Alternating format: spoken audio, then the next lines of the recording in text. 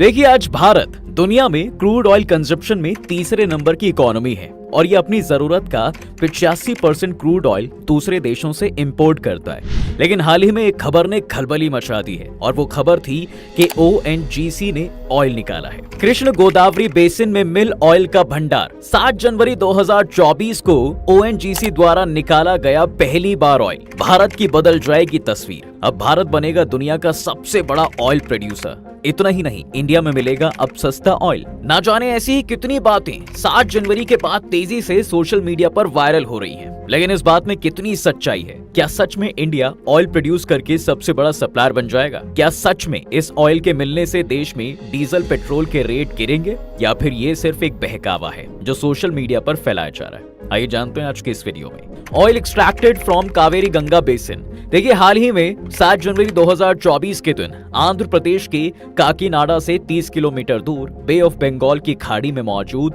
Deep Kaveri Ganga basin के 98/2 block से पहली बार state owned oil corporation ONGC ने पहली बार ऑयल को निकाला। और बता दें कि इसी बेसिन में रिलायंस का भी KG-D6 ब्लॉक भी है, जो बहुत लंबे समय से ही यहाँ से नेचुरल गैस का एक्सट्रैक्शन बड़ी मात्रा में कर रहे हैं। जी हाँ, लेकिन क्या आप ये जानते हैं कि ONGC 2016 से इस प्रोजेक्ट पर काम कर रहा था, जिसके बाद 2017 में भी इसमें डिले देखा गया और अब जाकर फाइनली ये ऑयल एक्सट्रैक्ट किया गया है। अब कावेरी गंगा बेसिन को ऑयल एंड गैस एक्सट्रैक्शन के लिए मेनली 3 क्लस्टर में डिवाइड किया गया है, जो कि 300 मीटर से लेकर 3200 मीटर तक की गहराई में काम करने के लिए बनाए गए हैं। अगर आपको इन क्लस्टर के बारे में बताएं तो यही क्लस्टर ब्लॉक्स में बटे हुए हैं। सबसे पहला जो क्लस्टर है वो डेवलपमेंट स्टेज पर काम करने के लिए बनाया गया है, जहां अभी एक्सप्लोरेशन चल रहा है। जी हाँ, और भैया इससे अंदाजा लगाया जा सकता है कि यहाँ कहीं ऑयल कैपिंग है, जिसको ट्रैक करने के बाद यहाँ से भी ऑयल या गैस निकलने की उम्मीद है। और यहाँ एक्सप्लोरेटरी वेल लगे हुए हैं और काम चल रहा है। इसके बाद आता है दूसरा स्टेज, जिसमें कमर्शियल गैस का प्रोडक्शन 2020 से चल रहा है और यहाँ कमर्शियल ऑयल का प्रोडक्शन मई 2024 से शुरू हो जाएगा। अब इसके बाद आता है क्लस्टर का सबसे डीप लेवल। इस क्लस्टर को दुनिया का दूसरा सबसे डीप हाइड्रोकार्बन वेल बताया जाता है, जिसकी वजह से अभी तक इसको एक्सप्लोर नहीं किया गया और बताया जाता है कि यहाँ 2026 से पहले कुछ होना लगभग इम्पॉसिबल है। और अगर नेचुरल रिसोर्सेज के एक्सट्रैक्शन की बात करें तो ये भी अभी काफी वक्त ले सकता है, जिसके बारे में अभी कोई स्टेटमेंट देना बेवकूफी होगी। इसलिए इन 3 क्लस्टर्स को भी अभी एक्सप्लोर ही नहीं किया गया है। लेकिन बताया ये जा रहा है कि इससे सेकेंड क्लस्टर के 2A ब्लॉक से ऑयल एक्सट्रैक्ट किया जा रहा है और इसी साल के मई जून तक हर दिन 45,000 बैरल पर डे ऑयल यहां से निकालने का टारगेट है, जो कि कमर्शियल पर्पस के लिए होगा। और यहां से देश के 7% production of total oil production का सपोर्ट भी मिलेगा। अब इसके बाद इसी क्लस्टर के ब्लॉक 2B से गैस का एक्सट्रैक्शन होगा और वो भी देश की प्रोडक्शन में 7% की हिस्सेदारी निभाएगा, जिससे भारत को लार्ज स्केल पर हेल्प मिल सकती है। और जैसे ही इस बात की खबर मोदी जी को मिली तो भैया उन्होंने ONGC को बधाई दी और उन्होंने कहा कि ये आत्मनिर्भर भारत को बढ़ावा देगा और देश को ताकत भी देगा।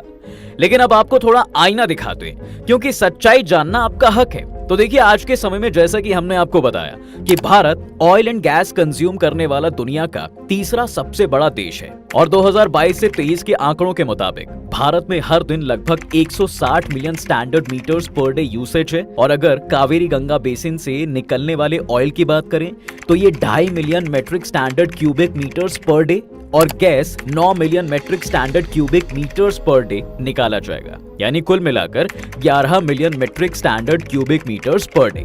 समझ रहे हैं आप? हकीकत में आत्मनिर्भरता में अभी बहुत दूरी है जनाब। लेकिन हाँ, अगर भारत की तरफ इस देश में प्राइवेट होल्डर्स आगे आते हैं और इसमें अपना इनपुट देते हैं तो शायद बात बन सकती है, जो भारत को कई एस्पेक्ट्स में सेल्फ रिलायंट बना सकता है। लेकिन अभी दिल्ली दूर है, क्योंकि देश की खपत हर दिन 160 और एक्सट्रैक्शन सिर्फ 11।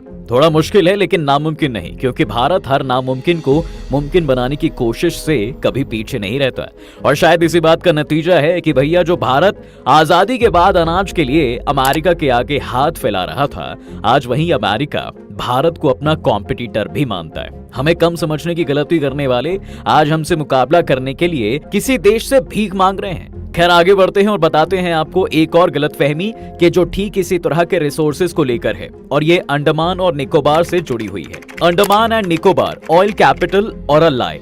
इसी के साथ ही एक न्यूज और भी तेजी से सोशल मीडिया पर फैल गई कि भाई अंडमान एंड निकोबार भारत की ऑयल कैपिटल बनेगा और इसके लिए ऑयल इंडिया 2025 में अंडमान एंड निकोबार में ड्रिलिंग करने वाला है। और ऑफिशियल्स का कहना है कि वहां बड़ी मात्रा में ऑयल मिल सकता है, लेकिन इसकी सच्चाई कुछ और ही है। दरअसल बताया यह है कि आज अंडमान एंड निकोबार के अंडमान बेसिन में कुल 72 metric million ton of oil hydrocarbon in place मौजूद हैं। लेकिन सच्चाई ये है कि भैया इसमें से केवल 2 metric million ton of oil hydrocarbon in place मौजूद हैं। और ये नंबर्स डायरेक्टर जनरल हाइड्रोकार्बन की एक रिपोर्ट इंडिया हाइड्रोकार्बन आउटलुक 2022 से 23 में देखने को मिलते हैं। हालांकि ये स्टैट्स काफी लुभावने हैं, लेकिन ये अभी सच्चाई से बिल्कुल परे हैं। और हम ऐसा क्यों कह रहे हैं, चलिए अब आपको वो सच्चाई भी बताते हैं। दरअसल हाइड्रोकार्बन्स इन प्लेस का मतलब है कि वहां अभी सिर्फ ऑर्गेनिक कंटेंट की रिसर्च की गई है, देखा गया है कि वहां क्या मिल सकता है। ये हाइड्रोकार्बन रिजर्व से बिल्कुल अलग है, क्योंकि जब तक ये हाइड्रोकार्बन रिजर्व में हाइड्रोकार्बन इन प्लेस ना बदल जाए तब तक वहां के बारे में सिर्फ और सिर्फ अंदाजा ही लगाया जा सकता है। और अभी यही किया भी जा रहा है, क्योंकि अभी तक अंडमान एंड निकोबार में एक्सप्लोरेटरी वेल तक नहीं लगाए गए हैं। तो ये कैसे कहा जा सकता है कि भैया आने वाले समय में Andaman and Nicobar oil capital बन जाएगा। ऑयल इंडिया अभी 2025 में पहले अंडमान एंड निकोबार जाएगा और वहां एक्सप्लोरेशन करेगा, जिसके बाद वहां से ये तो पता चलेगा कि वहां हाइड्रोकार्बन के रिजर्व्स हैं भी या नहीं, जिसके बाद ये बात साफ हो जाएगी कि वो ऑयल कैपिटल बनेगा या नहीं। आइए अब इसके बाद आपको बताते हैं इससे जुड़े दूसरे पहलू के बारे में। वो ये है कि नॉर्मली ऐसा देखा जाता है कि जहां ऐसे रिसोर्सेज के भंडार होते हैं वहां से अवेलेबल रिसोर्सेज का सिर्फ ज्यादा से ज्यादा 30 से 35% तक ही एक्सट्रैक्ट किया जा सकता है।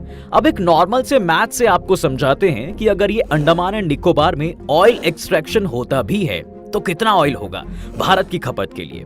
देखिए आज भारत हर दिन लगभग 5 बिलियन बैरल्स पर डे की खपत करता है और 1 ton is equal to 7.44 barrel और रिजर्व के अकॉर्डिंग 537 मिलियन बैरल्स, यानी इस उभरते ऑयल कैपिटल का सारा ऑयल भारत सिर्फ 110 से 115 दिनों में खाकर खत्म कर सकता है। तो अब आप ही बताइए कि ये ऑयल कैपिटल क्या सिर्फ नाम की हुई या नहीं। लेकिन हाँ, ये बात भी सच है कि कुछ ना होने से कुछ होना हमेशा बेहतर है, लेकिन इसके पीछे पूरे सोशल मीडिया पर बवाल मचाना कहाँ की समझदारी है। तो एक बात तो यहाँ से निकल कर आती है कि भाई भारत के लिए ऑयल कैपिटल बनना मुश्किल है, और सच में मुश्किल है, और हमें इस बात को एक्सेप्ट करना भी चाहिए। भले ही भारत ग्लोबल ऑयल कैपिटल ना बने, लेकिन हाँ, ये भारत 21वीं सदी का भारत है दोस्त, जो बड़े बड़े बदलावों के साथ 2047 तक एनर्जी इंडिपेंडेंस देश तो बन जाएगा।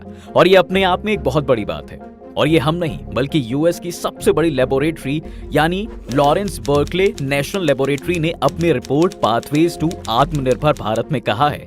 और उनका कहना है कि ये भारत की सेल्फ रिलायंट इकोनॉमी का जबरदस्त बूस्ट होगा। आइए अब जरा जान लेते हैं कि ये कौन से पाथवेज हैं जिन पर चलकर भारत 2047 तक एनर्जी इंडिपेंडेंस के गोल को अचीव कर लेगा। देखिए इस दिशा में सबसे पहले भारत 500 गीगावाट पावर, वो भी नॉन फॉसिल इलेक्ट्रिसिटी जनरेट करने वाला है, जिसका पहला स्टेज ये है कि भारत 2030 तक इतनी पावर जनरेट करने में काबिल होगा। इसके बाद 2040 तक वो 80% तक क्लीन ग्रिड, और फिर 2047 तक लगभग 90 से 92% तक इस टारगेट को अचीव करेगा, जो अपने आप में एक बहुत बड़ी बात है।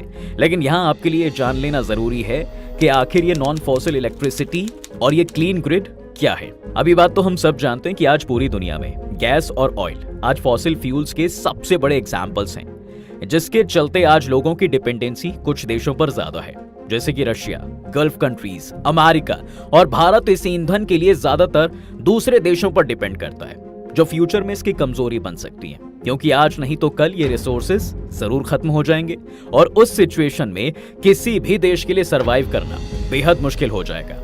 इसलिए आज हम नॉन फॉसिल फ्यूल्स की तरफ बढ़ रहे हैं, जो कि basically solar energy, wind energy और क्रॉप की मदद से पैदा होने वाले इथेनॉल से मिलने वाली एनर्जी के रूप में मौजूद है। और यही आने वाले समय में भारत की डिपेंडेंसी को कम करेंगे और उसे सेल्फ रिलायंट बनाएंगे। इसके बाद भारत ने जिस दिशा में एनर्जी इंडिपेंडेंट होने के लिए कदम बढ़ाया है वो है इलेक्ट्रिक व्हीकल की तरफ मूव करना।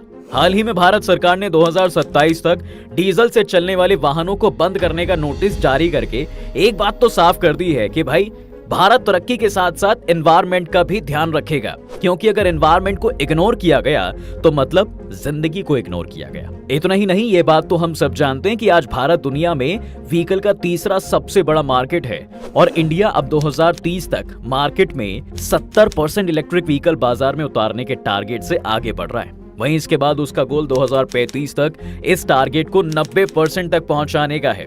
और जिस स्पीड से भारत इस दिशा में काम कर रहा है, भारत तो शायद ये गोल अचीव भी कर ले। तो ये भी एक बड़ा कदम साबित होगा देश को एनर्जी इंडिपेंडेंट बनाने की दिशा में। अब आपको स्टैट्स भी दिखाते हैं जिस पर भारत काम भी कर रहा है। ये देखिए, भारत 2022 में 49% नॉन फॉसिल फ्यूल्स और 51% फॉसिल फ्यूल्स पर डिपेंडेंट था, लेकिन अब ये 2030 तक 64% नॉन फॉसिल फ्यूल्स और 36% फॉसिल फ्यूल्स के गोल की तरफ बढ़ रहा है, जो कि अपने आप में भारत के लिए एक नई डायमेंशंस को दिखाता है। इसके बाद अगर बात करें अपने हेवी इंडस्ट्रियल प्रोडक्शन की, तो वहां भी ग्रीन एनर्जी की तरफ शिफ्ट होती हुई इंडस्ट्रीज को देखा जा सकता है। और इसके लिए जो गोल्स बनाए गए हैं वो ये हैं कि 90% of steel and iron industries, 90% of cement industries and 100% fertilisers industries 2047 तक ग्रीन एनर्जी पर चलेंगी, जो अपने आप में नए भारत की एक नई उड़ान को दिखाता है। अब चलते चलते जरा ये भी बात कर लेते हैं कि भाई इस नए रेजोल्यूशन से हमारे भारत को क्या फायदा मिलेगा। तो जो सबसे बड़ा फायदा है वो ये है कि इंडिया काफी चीजों में सेल्फ रिलायंट बन देश के अंदर ही पैसे लगाएगा और बनाएगा और जॉब्स भी जनरेट होंगी, जिससे देश में एजुकेटेड लेबर फोर्स बढ़ेगी। इसके बाद अब जब भारत 85% तक क्रूड ऑयल इंपोर्ट करता है, तो आने वाले समय में यह 90% और उससे भी ज्यादा हो सकता है, जो पूरी तरह भारत काबू में कर लेगा और अपनी डिपेंडेंसी को खत्म कर देगा। यानी पैसा ही पैसा होगा। ग्रीन एनर्जी बढ़ेगी तो साफ सुथरा एनवायरनमेंट तैयार होगा, और साफ सुथरा एनवायरनमेंट मतलब साफ सुथरा लाइफस्टाइल। इतना ही नहीं, आज हम तेल के घटते बढ़ते दामों से कई बार देश की इकोनॉमी में उथल पुथल मचते हुए देख लेते हैं, जो फाइनेंशियली भारत को झटका देती भी हैं। लेकिन जब हम ग्रीन एनर्जी की तरफ बढ़ ही रहे हैं, तो ये सिर्फ एनवायरनमेंट को ही सेफगार्ड नहीं करेगी, बल्कि ये ग्रीन एनर्जी हमारे इकोनॉमिक सस्टेनेबिलिटी को बढ़ाकर उसे भी सेफगार्ड करेगी। इसके बाद इलेक्ट्रिक व्हीकल की मार्केट बढ़ने से उस फील्ड में भी जॉब्स बढ़ेंगी और लगभग 2.5 ट्रिलियन की नेट कंज्यूमर सेविंग्स भी 2047 तक बढ़ेंगी। और तो और ग्रीन एनर्जी के डेवलपमेंट में जो जीरो कार्बन एमिशन का sustainability development goal Bharat achieve करना चाहता है, वो भी भारत जल्दी से जल्दी अचीव कर लेगा। तो एक बात तो पक्की है कि भाई भले ही ऑयल इंडिया के पास ना हो, लेकिन भारत के पास इतने डायमेंशंस जरूर हैं जो उसे फ्यूचर में बाकी देशों से अलग एक शक्ति बना सकते हैं। और एक बात जो पूरी तरह से सच है वो ये कि 21वीं सदी भारत की सदी है, जिसमें भारत जैसे डेवलपिंग देश को डेवलप्ड देश भी टक्कर देने से कतराते हैं, क्योंकि वो जानते हैं जो देश चांद पर तिरंगा फहरा सकता है, वो देश किसी भी फील्ड में अपने झंडे गाड़ सकता है। और ऐसे में टीएमएल की जिम्मेदारी है कि आप तक सटीक जानकारी पहुंचाई जाए, ताकि आप इस भारत की असली तस्वीर देख सकें और किसी गलत फहमी में ना रहें। तो उम्मीद करते हैं कि आपको ये वीडियो जरूर पसंद आई होगी, और हाँ, चैनल को सब्सक्राइब करना बिल्कुल ना भूलें।